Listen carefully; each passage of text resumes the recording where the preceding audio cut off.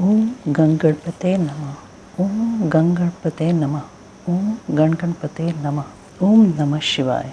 प्रमथ गणों सहित वीरभद्र और महाकाली का दक्ष यज्ञ विध्वंस के लिए प्रस्थान। दक्ष तथा देवताओं को अपशकुन एवं उत्पात सूचक लक्षणों का दर्शन एवं भय होना। ब्रह्मा जी कहते हैं, नारद, महेश्वर के इस वचन को आदरपूर्वक सुनकर वीरभद्र बहुत संतुष्ट हुए। उन्होंने महेश्वर को प्रणाम किया। तत्पश्चात उन देवाधिदेव शूली की उपरोक्त आज्ञा को शिरोधार्य करके वीरभद्र वहां से शीघ्र ही दक्ष के यज्ञ मंडप की ओर चले। भगवान शिव ने केवल शोभा के लिए उनके साथ करोड़ों महावीर गणों को भेज दिया, जो प्रलाग्नि के समान तेजस्वी थे। वे कौतूहलकारी प्रबल वीर प्रमथगण वीरभद्र के आगे और पीछे भी चल रहे थे। काल के भी काल भगवान रुद्र के वीरभद्र सहित जो लाखों पार्षद गण थे, उन सबका स्वरूप रुद्र के ही समान था। उन गणों के साथ महात्मा वीरभद्र भगवान शिव के समान ही वेशभूषा धारण किए रथ पर बैठकर यात्रा कर रहे थे। उनके 1 सहस्त्र भुजाएं थीं, शरीर में नागराज लिपटे हुए थे। वीरभद्र बड़े प्रबल और भयंकर दिखाई देते थे। उनका रथ बहुत ही विशाल था, उसमें 10,000 सिंह जोते जाते थे, जो प्रयत्नपूर्वक उस रथ को खींचते थे। उसी प्रकार बहुत से प्रबल सिंह, शार्दूल, मगर, मत्स्य और सहस्त्रों हाथी उस रथ के पार्श्व भाग की रक्षा करते थे। काली, कात्यायनी, ईशानी, चामुंडा, मुंडमर्दिनी, भद्रकाली, भद्रा, त्वरिता तथा वैष्णवी, इन 9 दुर्गाओं के साथ तथा समस्त भूतगणों के साथ महाकाली दक्ष का विनाश करने के लिए चलीं। डाकिनी, शाकिनी, भूत, प्रमथ, गुमक, कूष्मांड, परपट, चटक, ब्रह्म राक्षस, भैरव तथा क्षेत्रपाल आदि ये सभी वीर भगवान शिव की आज्ञा का पालन एवं दक्ष के यज्ञ का विनाश करने के लिए तुरंत चल दिए। इनके सिवा 64 गणों के साथ योगिनियों का मंडल भी सहसा कुपित हो दक्ष यज्ञ का विनाश करने के लिए वहां से प्रस्थित हुआ। इस प्रकार कोटि कोटि गण एवं विभिन्न प्रकार के गणाधीश वीरभद्र के साथ चले। उस समय भेरियों की गंभीर ध्वनि होने लगी। नाना प्रकार के शब्द करने वाले शंख बज उठे। भिन्न भिन्न प्रकार की सींगें बजने लगी। महामुने सेना सहित वीरभद्र की यात्रा के समय वहां बहुत से सुखद शकुन होने लगे। इस प्रकार जब प्रमथ गणों सहित वीरभद्र ने प्रस्थान किया, तब उधर दक्ष तथा देवताओं को बहुत से अशुभ लक्षण दिखाई देने लगे। देवर्षि यज्ञ विध्वंस की सूचना देने वाले त्रिविध उत्पात प्रकट होने लगे। दक्ष की बाईं आंख, बाईं भुजा और बाईं जांघ फड़कने लगी। तात वाम अंगों का वह फड़कना सर्वथा अशुभ सूचक था और नाना प्रकार के कष्ट मिलने की सूचना दे रहा था। उस समय दक्ष की यज्ञशाला में धरती डोलने लगी। दक्ष को दोपहर के समय दिन में ही अद्भुत तारे दिखने लगे। दिशाएं मलिन हो गईं। सूर्यमंडल चितकबरा दिखने लगा। उस पर हजारों घेरे पड़ गए, जिससे वह भयंकर जान पड़ता था। बिजली और अग्नि के समान दीप्तिमान तारे टूट टूट कर गिरने लगे तथा और भी बहुत से भयानक अपशकुन होने लगे। इसी बीच में वहां आकाशवाणी प्रकट हुई, जो संपूर्ण देवताओं और विशेषतः दक्ष को अपनी बात सुनाने लगी। आकाशवाणी बोली, ओ दक्ष, आज तेरे जन्म को धिक्कार है। तू महामूढ़ और पापात्मा है। भगवान हर की ओर से आज तुझे महान दुख प्राप्त होगा, जो किसी तरह टल नहीं सकता। अब यहाँ तेरा हाहाकार भी नहीं सुनाई देगा। जो मूढ़ देवता आदि तेरे यज्ञ में स्थित हैं, उनको भी महान दुख होगा, इसमें संशय नहीं है। ब्रह्मा जी कहते हैं, मुने, आकाशवाणी की यह बात सुनकर और पूर्वोक्त अशुभ सूचक लक्षणों को देखकर दक्ष तथा दूसरे देवता आदि को भी अत्यंत भय प्राप्त हुआ। उस समय दक्ष मन ही मन अत्यंत व्याकुल हो कांपने लगे और अपने प्रभु लक्ष्मीपति भगवान विष्णु की शरण में गए। वे भय से अधीर हो बेसुध हो रहे थे। उन्होंने स्वजन वत्सल देवादिदेव भगवान विष्णु को प्रणाम किया और उनकी स्तुति करके कहा, दक्ष के यज्ञ की रक्षा के लिए भगवान विष्णु से प्रार्थना। भगवान का शिवद्रोह जनित संकट को टालने में अपनी असमर्थता बताते हुए दक्ष को समझाना तथा सेना सहित वीरभद्र का आगमन। दक्ष बोले, देव देव हरे विष्णु, दीन बंधु, कृपानिधे, आपको मेरी और मेरे यज्ञ की रक्षा करनी चाहिए। प्रभु, आप ही यज्ञ के रक्षक हैं। यज्ञ ही आपका कर्म है और आप यज्ञ स्वरूप हैं। आपको ऐसी कृपा करनी चाहिए जिससे यज्ञ का विनाश न हो। ब्रह्मा जी कहते हैं, मुनीश्वर, इस तरह अनेक प्रकार से साधर प्रार्थना करके दक्ष भगवान श्रीहरि के चरणों में गिर पड़े। उनका चित्त भय से व्याकुल हो रहा था। तब जिनके मन में घबराहट आ गई थी, उन प्रजापति दक्ष को उठाकर और उनकी पूर्वोक्त बात सुनकर भगवान विष्णु ने देवाधिदेव शिव का स्मरण किया। अपने प्रभु एवं महान ऐश्वर्य से युक्त परमेश्वर शिव का स्मरण करके शिव तत्व के ज्ञाता श्रीहरि दक्ष को समझाते हुए बोले। श्रीहरि ने कहा, दक्ष, मैं तुमसे तत्व की बात बता रहा हूँ, तुम मेरी बात ध्यान देकर सुनो। मेरा यह वचन तुम्हारे लिए सर्वथा हितकर तथा महामंत्र के समान सुखदायक होगा। दक्ष, तुम्हें तत्व का ज्ञान नहीं है, इसलिए तुमने सबके अधिपति परमात्मा शंकर की अवहेलना की है। ईश्वर की अवहेलना से सारा कार्य सर्वथा निष्फल हो जाता है। केवल इतना ही नहीं, पग पग पर विपत्ति भी आती है। जहाँ अपूज्य पुरुषों की पूजा होती है और पूजनीय पुरुष की पूजा नहीं की जाती, वहाँ दरिद्रता, मृत्यु तथा भय, ये 3 संकट अवश्य प्राप्त होंगे। इसलिए संपूर्ण प्रयत्न से तुम्हें भगवान वृषभध्वज का सम्मान करना चाहिए। महेश्वर का अपमान करने से ही तुम्हारे ऊपर महान भय उपस्थित हुआ है। हम सब लोग प्रभु होते हुए भी आज तुम्हारी दुर्नीति के कारण जो संकट आया है, उसे टालने में समर्थ नहीं हैं। यह मैं तुमसे सच्ची बात कहता हूँ। ब्रह्मा जी कहते हैं, नारद, भगवान विष्णु का यह वचन सुनकर दक्ष चिंता में डूब गए। उनके चेहरे का रंग उड़ गया और वे चुपचाप पृथ्वी पर खड़े हो गए। इसी समय भगवान रुद्र के भेजे हुए गणनायक वीरभद्र अपनी सेना के साथ यज्ञ स्थल में जा पहुँचे। वे सबके सब बड़े शूरवीर, निर्भय तथा रुद्र के समान ही पराक्रमी थे। भगवान शंकर की आज्ञा से आए हुए उन गणों की गणना असंभव थी। वे वीर शिरोमणि रुद्र सैनिक जोर जोर से सिंहनाद करने लगे। उनके उस महानाद से तीनों लोग गूंज उठे। आकाश धूल से ढक गया और दिशाएं अंधकार से आवृत हो गईं। सातों द्वीप से युक्त पृथ्वी अत्यंत भय से व्याकुल हो पर्वत, वन और काननों सहित कांपने लगी तथा संपूर्ण समुद्रों में ज्वार आ गया। इस प्रकार समस्त लोगों का विनाश करने में समर्थ उस विशाल सेना को देखकर समस्त देवता आदि चकित हो गए। सेना के उद्योग को देख दक्ष के मुंह से खून निकल आया। वे अपनी स्त्री को साथ ले भगवान विष्णु के चरणों में दंड की भांति गिर पड़े और इस प्रकार बोले। दक्ष ने कहा, विष्णु महाप्रभु, आपके बल से ही मैंने इस महान यज्ञ का आरंभ किया है।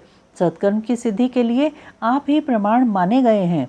विष्णु, आप कर्मों के साक्षी तथा यज्ञों के प्रतिपालक हैं। महाप्रभु, आप वेदों, धर्म तथा ब्रह्मा जी के रक्षक हैं। अतः प्रभु, आपको मेरे इस यज्ञ की रक्षा करनी चाहिए, क्योंकि आप सबके प्रभु हैं। ब्रह्मा जी कहते हैं, दक्ष की अत्यंत दीनतापूर्ण बात सुनकर भगवान विष्णु उस समय शिव तत्व से विमुख हुए। दक्ष को समझाने के लिए इस प्रकार बोले।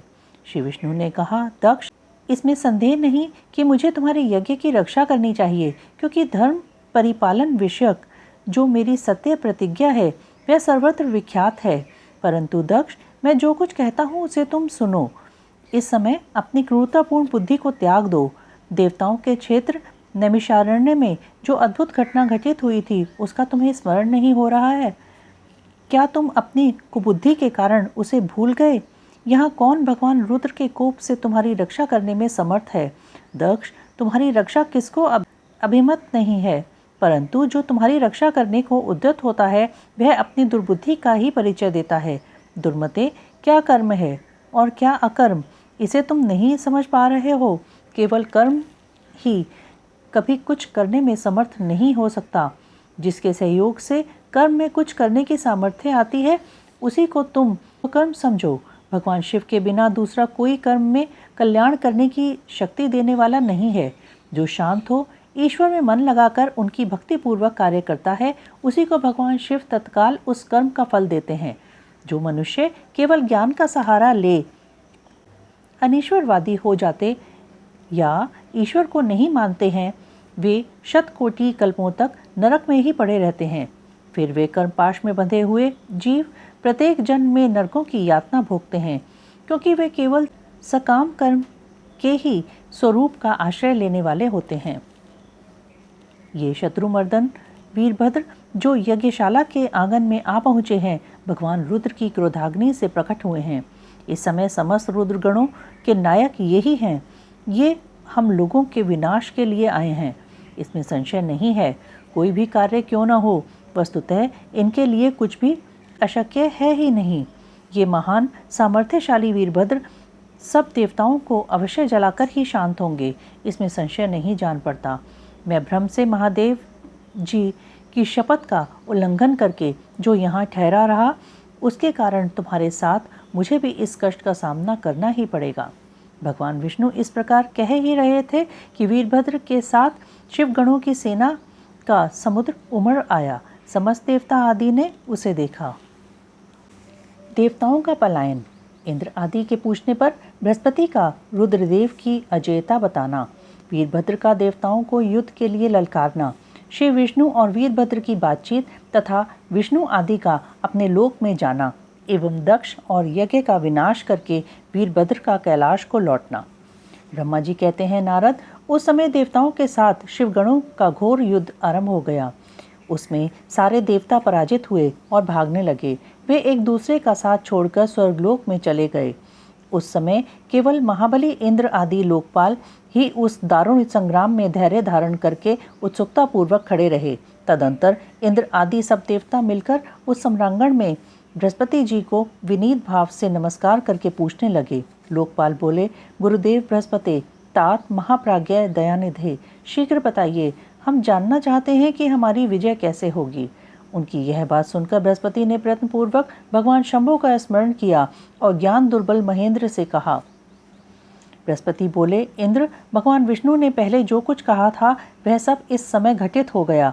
मैं उसी को स्पष्ट कर रहा हूँ, सावधान होकर सुनो। समस्त कर्मों का फल देने वाला जो कोई ईश्वर है, वह कर्ता का ही आश्रय लेता है। कर्म करने वाले को ही उस कर्म का फल देता है। जो कर्म करता ही नहीं, उसको फल देने में वह भी समर्थ नहीं है। न मंत्र, न औषधियाँ, न समस्त अभिचारिक कर्म, न लौकिक पुरुष, न कर्म, न वेद, न पूर्व और उत्तर मीमांसा तथा न नाना वेदों से युक्त अन्यान्य शास्त्र ही ईश्वर को जानने में समर्थ होते हैं, ऐसा प्राचीन विद्वानों का कथन है। अनन्य शरण भक्तों को छोड़कर दूसरे लोग संपूर्ण वेदों का 10,000 बार स्वाध्याय करके भी महेश्वर को भली भांति नहीं जान सकते। यह महाश्रुति का कथन है। अवश्य भगवान शिव के अनुग्रह से ही सर्वथा शांत, निर्विकार एवं उत्तम दृष्टि से सदाशिव के तत्व का साक्षात्कार हो सकता है। सुरेश्वर, क्या कर्तव्य है और क्या अकर्तव्य, इसका विवेचन करना अभीष्ट होने पर मैं जो इसमें सिद्धि का उत्तम अंश है उसी का प्रतिपादन करूंगा। तुम अपने हित के लिए उसे ध्यान देकर सुनो। इंद्र, तुम लोकपालों के साथ आज नादान बनकर दक्षयज्ञ में आ गए। बताओ तो यहाँ क्या पराक्रम करोगे। भगवान रुद्र जिनके सहायक हैं, ऐसे ये परम क्रोधी रुद्रगण इस यज्ञ में विघ्न डालने के लिए आए हैं और अपना काम पूरा करेंगे, इसमें संशय नहीं है।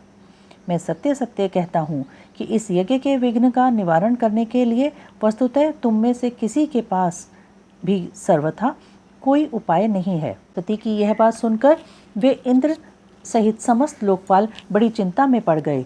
तब महावीर रुद्रगणों से घिरे हुए वीरभद्र ने मन ही मन भगवान शंकर का स्मरण करके इंद्र आदि लोकपालों को डांटा और इसके पश्चात रुद्रगणों के नायक वीरभद्र ने रोष से भरकर तुरंत ही संपूर्ण देवताओं को तीखे बाणों से घायल कर दिया। उन बाणों की चोट खाकर इंद्र आदि समस्त सुरेश्वर भागते हुए 10 दिशाओं में चले गए। जब लोकपाल चले गए और देवता भाग खड़े हुए, तब वीरभद्र अपने गणों के साथ यज्ञशाला के समीप गए। उस समय वहां विद्यमान समस्त ऋषि अत्यंत भयभीत हो परमेश्वर श्री हरि से रक्षा की प्रार्थना करने के लिए सहसा नतमस्तक हो शीघ्र बोले, देवदेव, रमानाथ, सर्वेश्वर, महाप्रभु, आप दक्ष के यज्ञ की रक्षा कीजिए। आप ही यज्ञ हैं, इसमें संशय नहीं है। यज्ञ आपका कर्म, रूप और अंग है। आप यज्ञ के रक्षक हैं, अतः दक्ष यज्ञ की रक्षा कीजिए। आपके सिवा दूसरा कोई इसका रक्षक नहीं है। ब्रह्मा जी कहते हैं, नारद, ऋषियों का यह वचन सुनकर मेरे सहित भगवान विष्णु वीरभद्र के साथ युद्ध करने की इच्छा से चले। श्रीहरि को युद्ध के लिए उद्यत देख शत्रुमर्दन वीरभद्र, जो वीर प्रमद गणों से घिरे हुए थे, कड़े शब्दों में भगवान विष्णु को डांटने लगे। ब्रह्मा जी कहते हैं, नारद, वीरभद्र की यह बात सुनकर बुद्धिमान देवेश्वर विष्णु वहां प्रसन्नतापूर्वक हंसते हुए बोले। श्री विष्णु ने कहा, वीरभद्र, आज तुम्हारे सामने मैं जो कुछ कहता हूँ उसे सुनो। मैं भगवान शंकर का सेवक हूँ। तुम मुझे रुद्रदेव से विमुख ना कहो। दक्ष अज्ञानी है, कर्मकांड में ही इसकी निष्ठा है। इसने मूर्तावश पहले मुझसे बारंबार अपने यज्ञ में चलने के लिए प्रार्थना की थी। मैं भक्त के अधीन ठहरा, इसलिए चला आया। भगवान महेश्वर भी भक्त के अधीन रहते हैं। तात, दक्ष मेरा भक्त है, इसलिए मुझे यहाँ आना पड़ा। रुद्र के क्रोध से उत्पन्न हुए वीर, तुम रुद्र तेज स्वरूप हो, उत्तम प्रताप के आश्रय हो। मेरी प्रतिज्ञा सुनो। मैं तुम्हें आगे बढ़ने से रोकता हूँ और तुम मुझे रोको। परिणाम वही होगा जो होने वाला होगा। मैं पराक्रम करूँगा। ब्रह्मा जी कहते हैं, नारद, भगवान विष्णु के ऐसा कहने पर महाबाहु वीरभद्र हंसकर बोला, आप मेरे प्रभु के प्रिय भक्त हैं, यह जानकर मुझे बड़ी प्रसन्नता हुई है। इतना कहकर गणनायक वीरभद्र हंस पड़ा और विनय से नतमस्तक हो बड़ी प्रसन्नता के साथ श्री विष्णु देव से कहने लगा। वीरभद्र ने कहा, महाप्रभु, मैंने आपके भाव की परीक्षा के लिए कड़ी बातें कही थीं। इस समय यथार्थ बात कहता हूँ, सावधान होकर सुनो। हरे, जैसे शिव हैं वैसे आप हैं, जैसे आप हैं वैसे शिव हैं, ऐसा वेद कहते हैं, और वेदों का यह कथन शिव की आज्ञा के अनुसार ही है। रमानाथ, भगवान शिव की आज्ञा से हम सब लोग उनके सेवक ही हैं। तथापि मैंने जो बात कही है वह इस वाद विवाद के अवसर के अनुरूप ही है। आप मेरी हर बात को आपके प्रति आदर के भाव से ही कही गई समझिए। ब्रह्मा जी कहते हैं, वीरभद्र का यह वचन सुनकर भगवान श्री हरि हंस पड़े और उसके लिए हितकर वचन बोले। श्री विष्णु ने कहा, महावीर, तुम मेरे साथ निशंक होकर युद्ध करो। तुम्हारे अस्त्रों से शरीर के भर जाने पर ही मैं अपने आश्रम को जाऊंगा। ब्रह्मा जी कहते हैं, ऐसा कहकर भगवान विष्णु चुप हो गए और युद्ध के लिए कमर कसकर डट गए। महाबली वीरभद्र भी अपने गणों के साथ युद्ध के लिए तैयार हो गए। नारद, तदंतर भगवान विष्णु और वीरभद्र में घोर युद्ध हुआ। अंत में वीरभद्र ने भगवान विष्णु के चक्र को स्तंभित कर दिया तथा शारंग धनुष के 3 टुकड़े कर डाले। तब मेरे द्वारा एवं सरस्वती द्वारा बोधित हुए श्री विष्णु ने उस महान गणनायक वीरभद्र को असह तेज से संपन्न जानकर वहां से अंतर्ध्यान होने का विचार किया। दूसरे देवता भी यह जान गए कि सती के प्रति जो अन्याय हुआ है उसी का यह सब भावी परिणाम है। दूसरों के लिए इस संकट का सामना करना अत्यंत कठिन है। यह जानकर वे सब देवता अपने सेवकों के साथ स्वतंत्र सर्वेश्वर शिव का स्मरण करके अपने अपने लोक को चले गए। मैं भी पुत्र के दुख से पीड़ित हो सत्य लोक में चला आया और अत्यंत दुख से आतुर हो सोचने लगा कि अब मुझे क्या करना चाहिए। मेरे तथा श्री विष्णु के चले जाने पर मुनियों सहित समस्त यज्ञ के आधार रहने वाले देवता शिवगणों द्वारा पराजित हो भाग गए।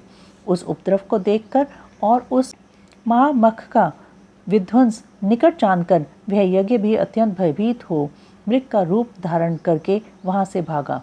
मृग के रूप में आकाश की ओर भागते देख वीरभद्र ने उसे पकड़ लिया और उसका मस्तक काट डाला। फिर उन्होंने मुनियों तथा देवताओं के अंग भंग कर दिए और बहुतों को मार डाला। प्रतापी मणिभद्र ने भृगु को उठाकर पटक दिया और उनकी छाती को पैर से दबाकर तत्काल उनकी दाढ़ी मूछ नोच ली। चंड ने बड़े वेग से पूषा के दांत उखाड़ लिए, क्योंकि पूर्व काल में जिस समय महादेव जी को दक्ष के द्वारा गालियां दी जा रही थी उस समय वे दांत दिखा दिखा कर हंसते थे। नंदी ने भग को रोषपूर्वक पृथ्वी पर दे मारा और उनकी दोनों आंखें निकाल लीं, क्योंकि जब दक्ष शिवजी को शाप दे रहे थे उस समय वे आंखों के संकेत से अपना अनुमोदन सूचित कर रहे थे। वहाँ रुद्रगण नायकों ने स्वधा स्वाहा और दक्षिणा देवियों की बड़ी विडंबना की। वहाँ जो मंत्र तंत्र तथा दूसरे लोग थे उनका भी बहुत तिरस्कार किया। ब्रह्मपुत्र दक्ष भय के मारे अंतर्वेदी के भीतर छिप गए। वीरभद्र उनका पता लगाकर उन्हें बलपूर्वक पकड़ लाए। फिर उनके दोनों गाल पकड़कर उन्होंने उनके मस्तक पर तलवार से आघात किया, परंतु योग के प्रभाव से दक्ष का सिर अभेद्य हो गया था, इसलिए कट नहीं सका। जब वीरभद्र को ज्ञात हुआ कि संपूर्ण अस्त्र शस्त्रों से इनके मस्तक का भेदन नहीं हो सकता, तब उन्होंने दक्ष की छाती पर पैर रखकर दबाया और दोनों हाथों से गर्दन मरोड़कर तोड़ डाली। फिर शिवद्रोही दुष्ट दक्ष के उस सिर को गणनायक वीरभद्र ने अग्निकुंड में डाल दिया। तदंतर जैसे सूर्य घोर अंधकार राशि का नाश करके उदयाचल पर आरूढ़ होते हैं, उसी प्रकार वीरभद्र दक्ष और उनके यज्ञ का विध्वंस करके कृत कार्य हो तुरंत ही वहां से उत्तम कैलाश पर्वत को चले गए। वीरभद्र को काम पूरा करके आया देख परमेश्वर शिव मन ही मन बहुत संतुष्ट हुए और उन्होंने उन्हें वीर प्रमथगणों का अध्यक्ष बना दिया। विष्णु की पराजय में दधीची मुनि के शाप को कारण बताते हुए दधीची और शुभ के विवाद का इतिहास। मृत्युंजय मंत्र के अनुष्ठान से दधीची की अवध्यता तथा श्री हरि का शुभ को दधीची की पराजय के लिए यत्न करने का आश्वासन। सूत जी कहते हैं, महर्षियों, अमित बुद्धिमान ब्रह्मा जी की कही हुई यह कथा सुनकर द्विश्रेष्ठ नारद विस्मय में पड़ गए। उन्होंने प्रसन्नता पूर्वक प्रश्न किया। नारद जी ने पूछा, पिताजी, भगवान विष्णु शिव जी को छोड़कर अन्य देवताओं के साथ दक्ष के यज्ञ में क्यों चले गए, जिसके कारण वहां उनका तिरस्कार हुआ? क्या वे प्रलयकारी पराक्रम वाले भगवान शंकर को नहीं जानते थे? फिर उन्होंने अज्ञानी पुरुष की भांति रुद्रगणों के साथ युद्ध क्यों किया? करुणानिधि, मेरे मन में यह बहुत बड़ा संदेह है।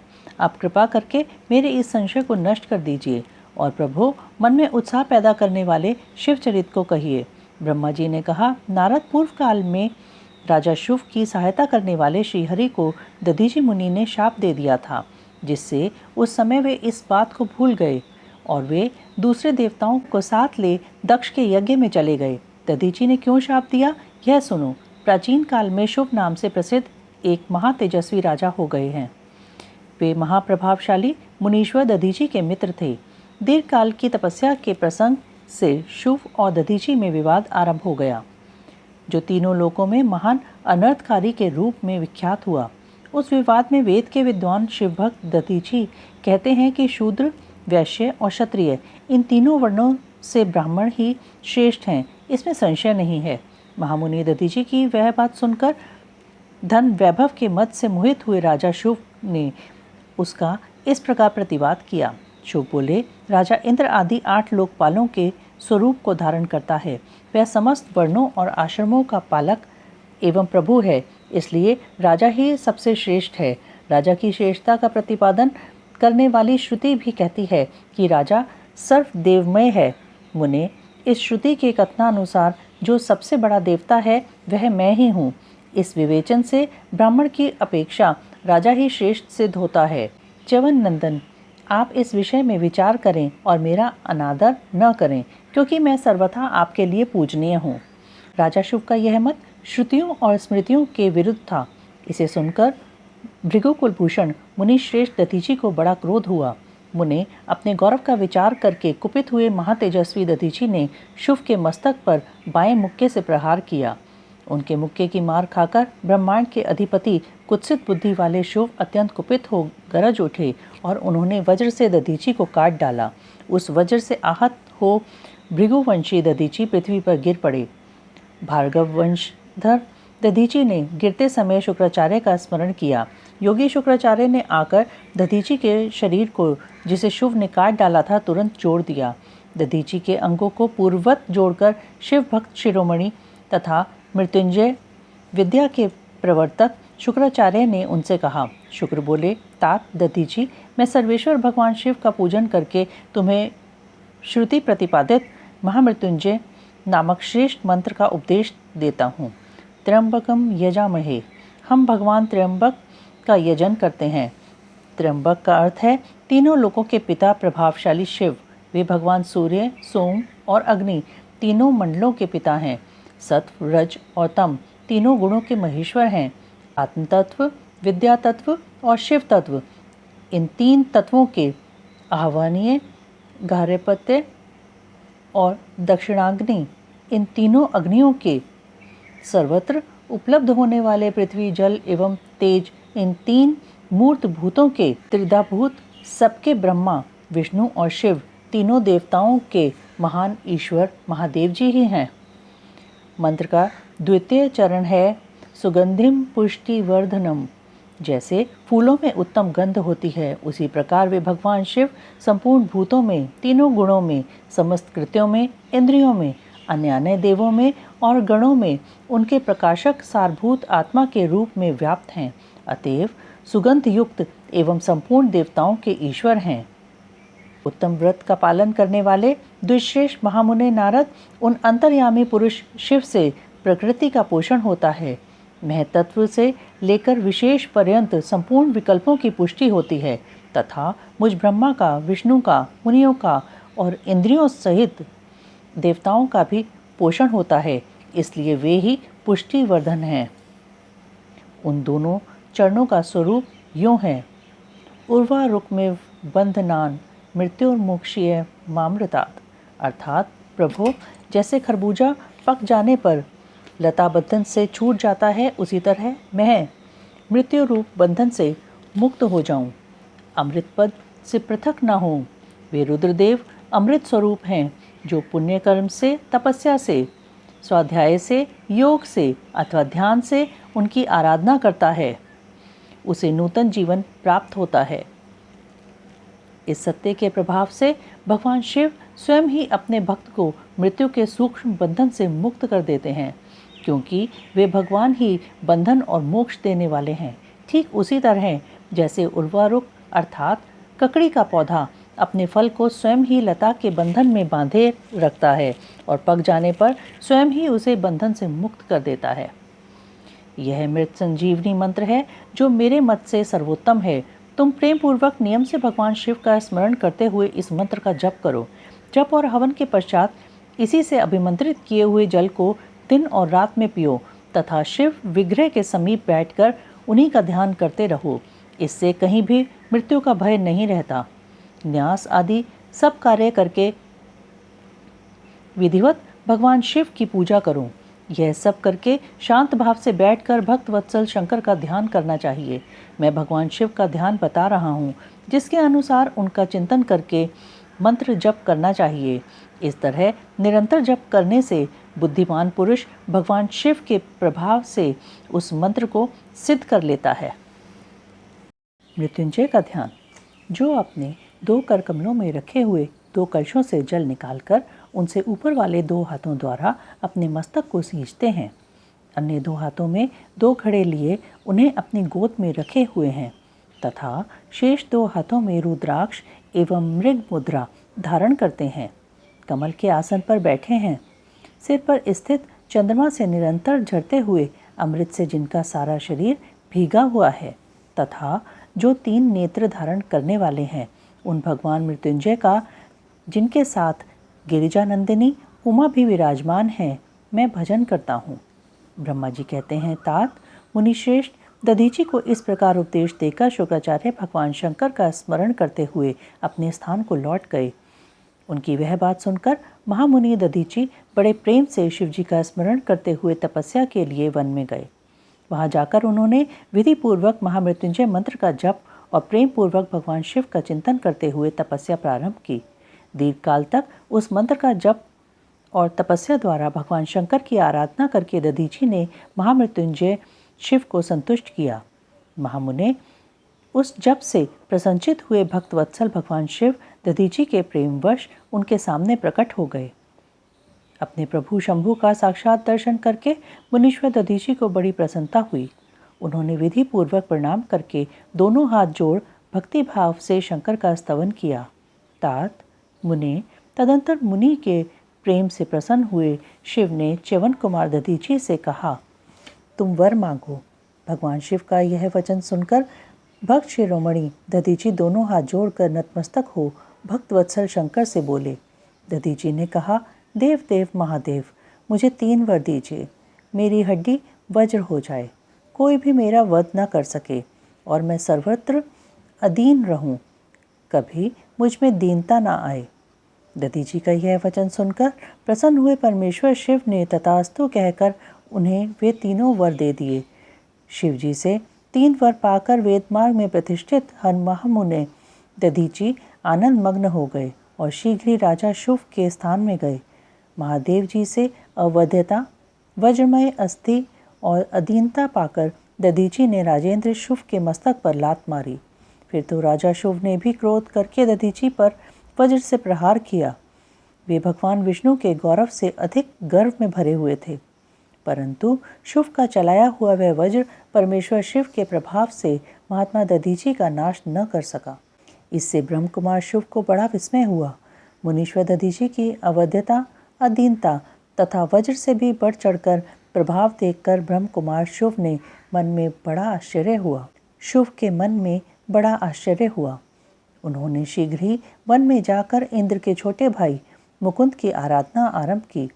वे शरणागत पालक नरेश मृत्युंजय सेवक दधीची से पराजित हो गए थे। शुभ की पूजा से गरुध्वज भगवान मधुसूदन बहुत संतुष्ट हुए। उन्होंने राजा को दिव्य दृष्टि प्रदान की। उस दिव्य दृष्टि से ही जनार्दन देव का दर्शन करके उन गरुड़ध्वज को शुभ ने प्रणाम किया और प्रिय वचनों द्वारा उनकी स्तुति की। इस प्रकार देवेश्वर आदि से प्रशंसित उन अजय ईश्वर श्री नारायण देव का पूजन और स्तवन करके राजा ने भक्ति भाव से उनकी ओर देखा तथा उन जनार्दन के चरणों में मस्तक रखकर प्रणाम करने के पश्चात उन्हें अपना अभिप्राय सूचित किया। राजा बोले, भगवान दधीची नाम से प्रसिद्ध एक ब्राह्मण हैं जो धर्म के ज्ञाता हैं। उनके हृदय में विनय का भाव है। वे पहले मेरे मित्र थे। इन दिनों रोग शोक से रहित मृत्युंजय महादेव जी की आराधना करके वे उन्हीं कल्याणकारी शिव के प्रभाव से समस्त अस्त्र शस्त्रों द्वारा सदा के लिए अवध्य हो गए हैं। एक दिन उन महातपस्वी दधीची ने भरी सभा में आकर अपने बाएं पैर से मेरे मस्तक पर बड़े वेग से अवहेलना पूर्वक प्रहार किया और बड़े गर्व से कहा, मैं किसी से नहीं डरता।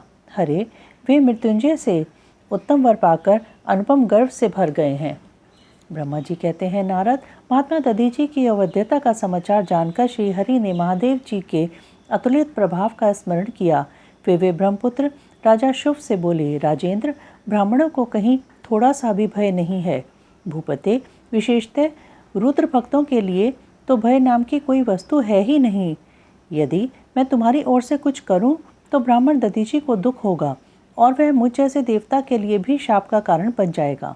राजेंद्र, दधीची के शाप से दक्ष के यज्ञ में सुरेश्वर शिव से मेरी पराजय होगी और फिर मेरा उत्थान भी होगा। महाराज, इसलिए मैं तुम्हारे साथ रहकर कुछ करना नहीं चाहता। मैं अकेला ही तुम्हारे लिए दधीची को जीतने का प्रयत्न करूंगा।